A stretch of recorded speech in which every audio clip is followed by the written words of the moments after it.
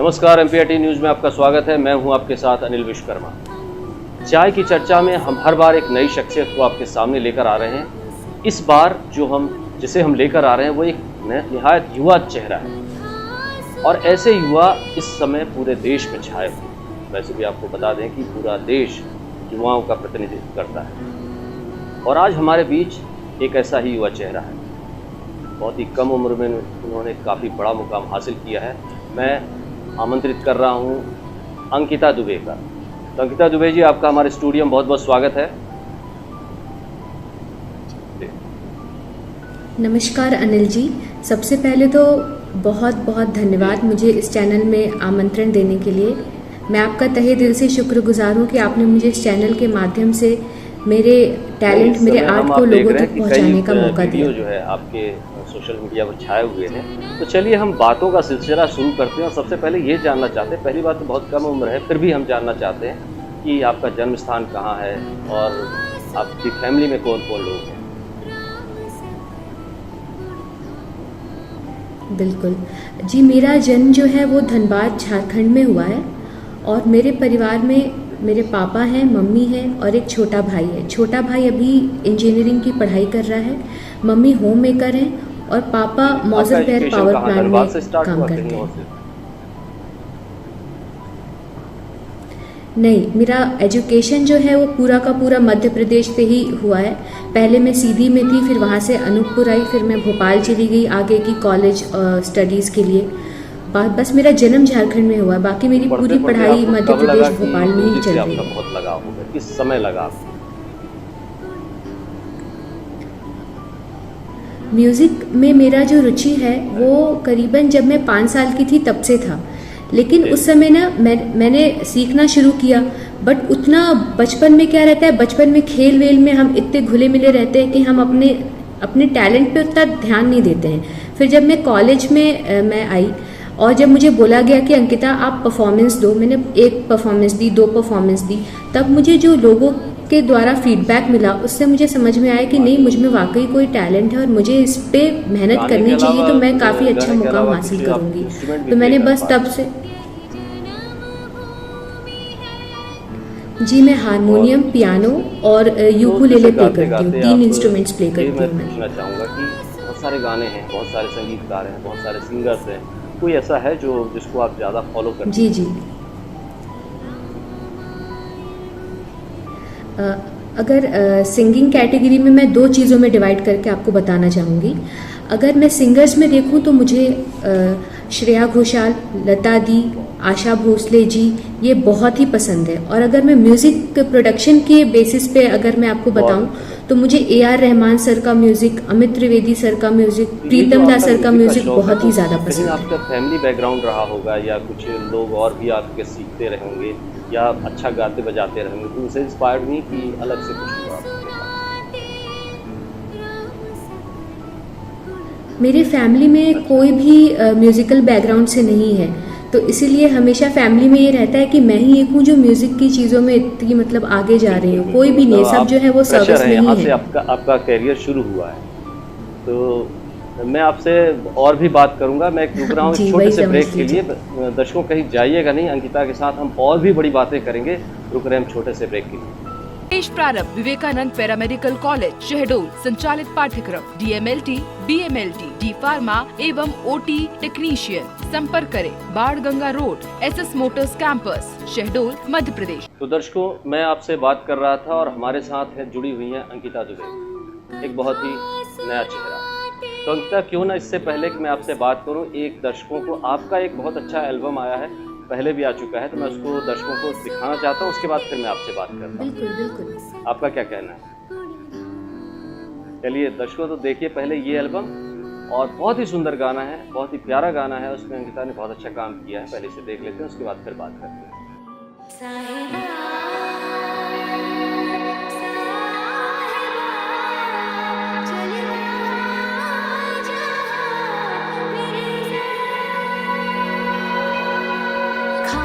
चिट्ठियाँ थी तुझे रो रो के लगा भेजी, मोहर इश्का की हाय कागज की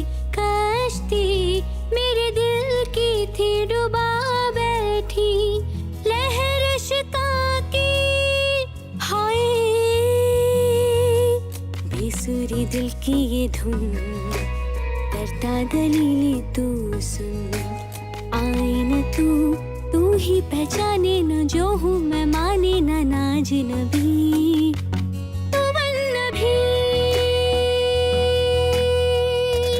यूं ही रोज ये उधड़ा बुना किस्सा इश्क का कई बार हमने फिर से लिखा,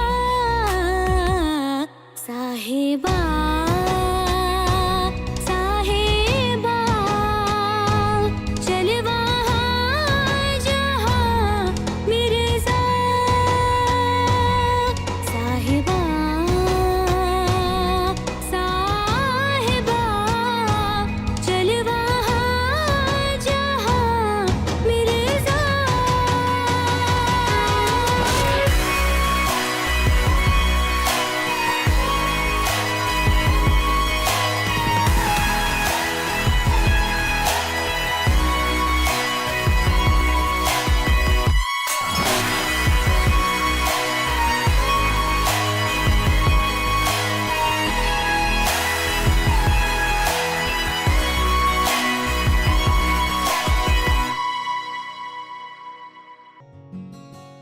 एक है दिल में उठी आलापों सी है बजी, सांसों में तू मध्यम से रागों सा, केसर के धागों सा यूं घुल गया, मैं गुम गई।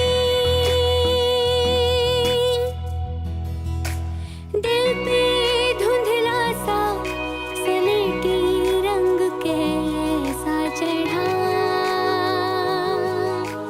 तुझसे ऐसा उलझा दिल धागा धागा खींचा, दरगाह पे जैसे हो चादरों सा बिछा। यूं ही रोज ये उधड़ा बुना किस्सा इश्क का कई बार हमने फिर से लिखा, साहिबा साहिबा चल वहाँ जहाँ मिर्ज़ा, साहिबा साहिबा चल वहाँ जहाँ मिर्ज़ा।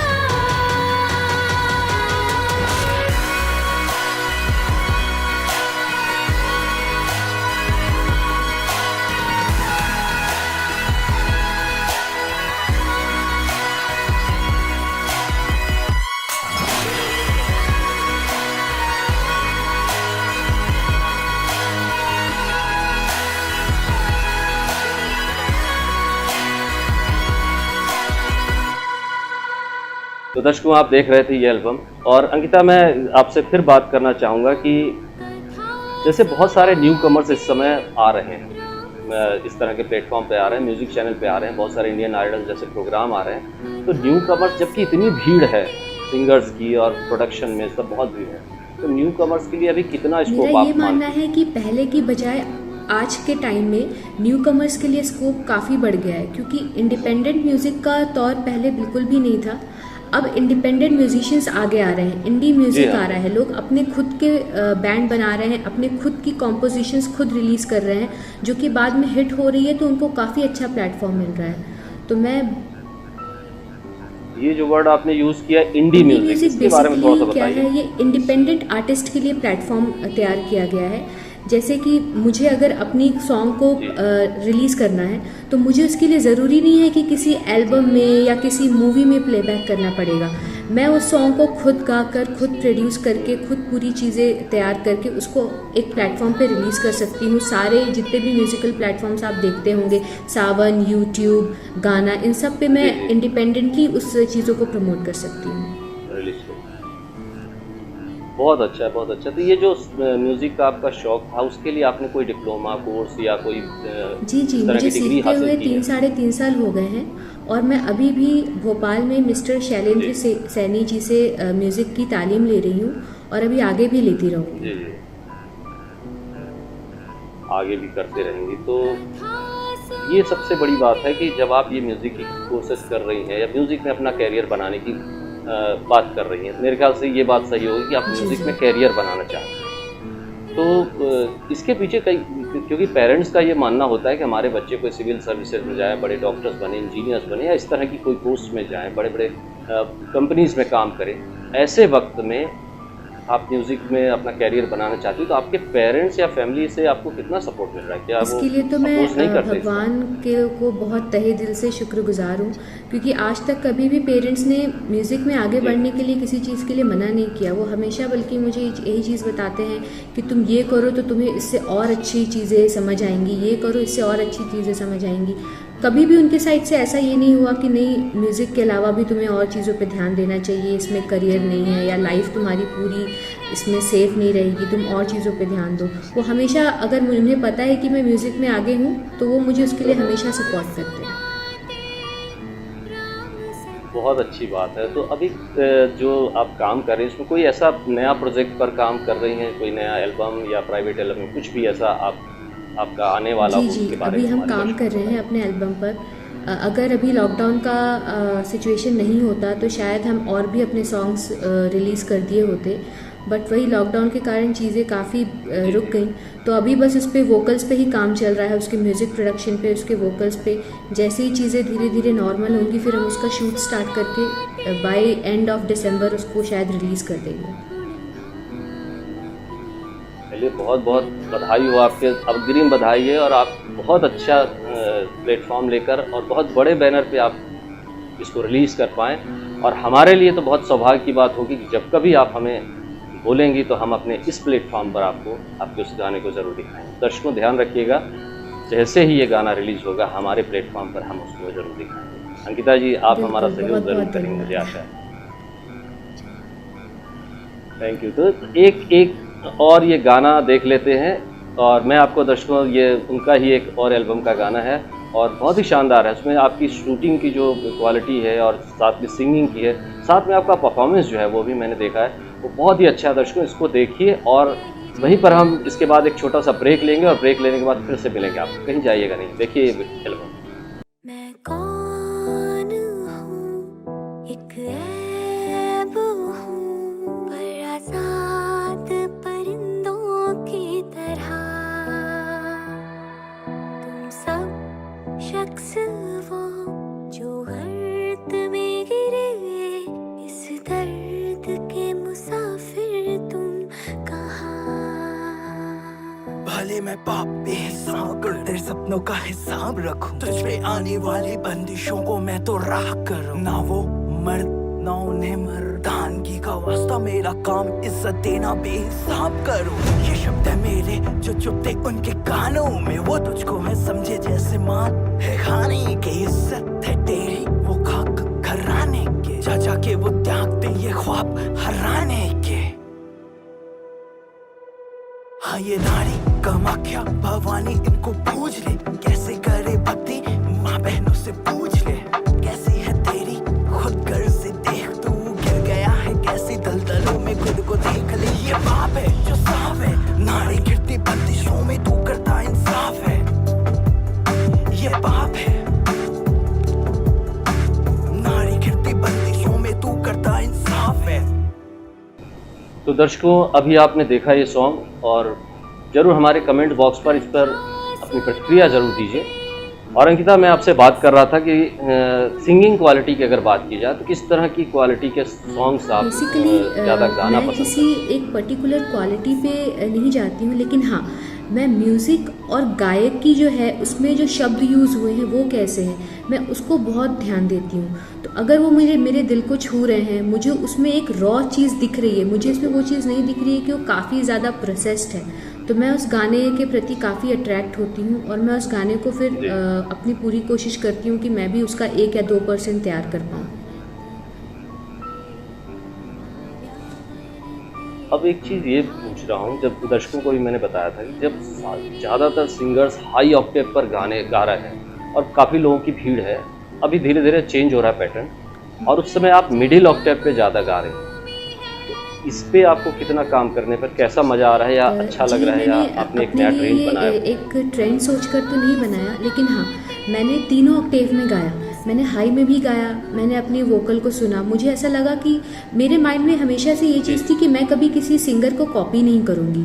तो मैंने हाई में गाया, मुझे लगा नहीं कहीं मुझे, क्योंकि ऐसा अगर आपको किसी ने ये बोल दिया कि आप सुनिधि चौहान जैसा गाती हैं, तो वो मैं उसको कभी ऐसा कॉम्प्लीमेंट नहीं लूँगी, वो मैं उसे ऐसा लूँगी कि मैं उन्हें कॉपी कर रही हूँ। तो मैंने वो चीज़ें देखते हुए देखा कि मैं किस स्केल पे सही साउंड कर रही हूँ, किस स्केल पे मेरी मेलोडी उभर कर आएगी, जहाँ पे मैं हारमोनीज भी क्रिएट कर सकती हूँ सॉन्ग्स की, तो सॉन्ग और उभर के आएगा। तो मैंने वो सब चीज़ों को ध्यान रखते हुए मिडिल ऑक्टेव पर और काम करना शुरू कर दिया। अभी ऐसा, अब तो मेरे को लगता है आप बहुत अच्छा गा रही हैं, बहुत अच्छा आपका एल्बम आ रहा है और बहुत अच्छी वॉइस क्वालिटी है। कितना आपको लगता है अब हो गया कि अभी और सीखना सीखने की कोई उम्र नहीं होती है और सीखने की कोई सीमा नहीं होती है। तो मैं तो चाहूँगी कि मैं गाना गाते भी जाऊँ, काम करते भी जाऊँ, और आगे जितने मुझे मौके मिलते जाएंगे मैं उतने टाइम तक हमेशा सीखना चाहूँगी। एक चीज़ और सीखने की बात से याद आया कि पहले जो संगीत सिखाया जाता था, बहुत पहले की बात करूँ, गुरु शिष्य परंपरा से, कि उसको सीखते थे, जो शिष्य थे उसको सीखते थे, और गुरु का कहना यह था कि नहीं, जैसा मैं गा रहा हूँ, जैसा मैं सिखा रहा हूँ वैसे ही गाना है। आज जो पैटर्न है वो एकदम अलग है, यानी जो आपको भी जिसने भी सिखाया है, आप उससे भी अलग हट के परफॉर्म कर रहे हैं। तो ये बात मतलब वो सही था या ये सही है? ये बात ये इस क्वेश्चन को भी मैं दो पार्ट में डिवाइड करूँगी। पहला पार्ट ये कि जब बात आती है गुरु शिष्य के बीच की संबंध की, सीखने की, एक गुरु शिष्य के बीच के जो संबंध होता है सीखने का, वो आज के टाइम में भी बेहद ज़रूरी है। क्योंकि जब तक आप एक गुरु के अंडर आप एक तालीम नहीं लेंगे, आप वो चीज़ नहीं सीख पाएंगे, आप अपनी गलतियाँ नहीं समझ पाएंगे, आपको कोई बता नहीं पाएगा कि आप इस जगह पे गलती कर रहे हैं, तो आप वो चीज़ पे कैसे अपनी मास्टरी कर पाएंगे।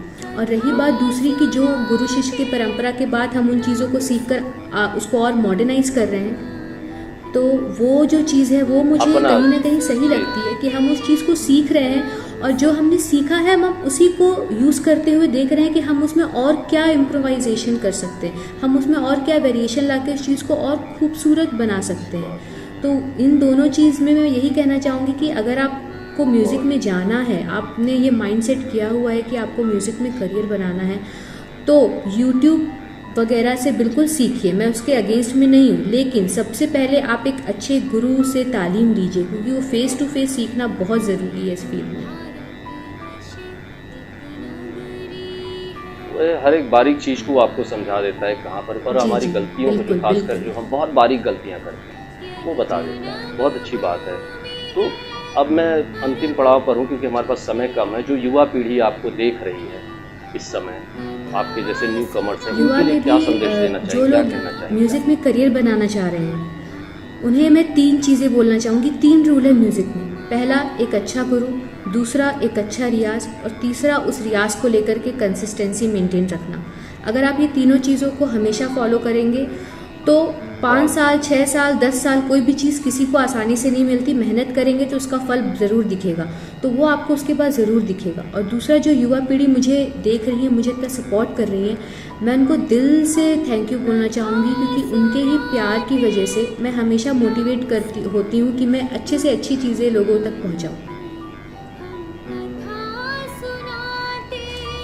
एक बहुत बड़ी बात है कि जब तक आप रियाज नहीं करेंगे, जब तक आपको मेहनत नहीं करेंगे और सही लाइन पे नहीं चलेंगे, तब तक आपको ये सब चीज़ें हासिल नहीं। अंकिता, मैं लास्ट एकदम आपसे जल्दी में जानना चाहूँगा कि जैसे बहुत सारे युवा आपको देख रहे हैं, और अगर वो आप जानना चाह रहे हैं, कईयों के पास हो सकता है आपकी सोशल नेटवर्किंग आईडी ना हो, तो अगर आप उसको ही बताने का कष्ट करें, और हम दर्शकों के लिए नीचे स्क्रीन पर भी दिखा रहे हैं, तो उसे मेरा जो इंस्टाग्राम अकाउंट है उसका नाम है अंकिता दुबे म्यूज़िक, और जो मेरा यूट्यूब चैनल है उसका भी अंकिता दुबे म्यूज़िक ही नाम है।